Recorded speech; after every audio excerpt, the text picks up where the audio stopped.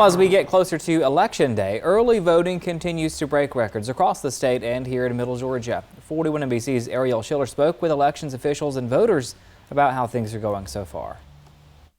Vote, everybody, your vote counts! If there's one thing that's clear, it's that Georgians are excited to get out and vote. Dr. Samantha Murphy early voted Thursday afternoon. She says it's important for people to exercise their right to vote. From the standpoint of being an African-American female, it's all the more important for me to exercise my right to vote because of the historical things that have happened that paved the way for me to have that opportunity to vote.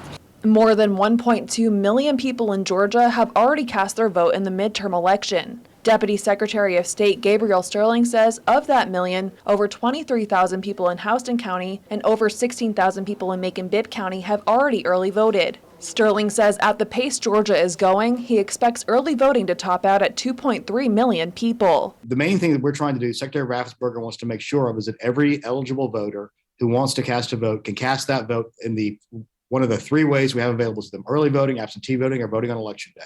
Macon-Bibb County Board of Elections Chairman Mike-Kaplan says so far early voting is going smoothly. He says wait times are minimal. Absolutely no waits at the Lane Lucas Center and downtown in Carolyn Creighton Park or over at Theranos 3 at North Macon Park. The late waits have been very minimal. There have been some waits at the election office, but that's normal. Murphy says her experience with early voting was quick and easy. She encourages people to not take their vote for granted. There's so many things that impact our communities and especially the leadership of this state locally as well as on the state level.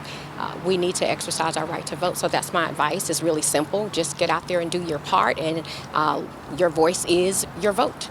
In Macon, Ariel Schiller, 41 NBC News. Now, today is the last day to request an absentee ballot. You can still request one online through the Georgia Secretary of State's website.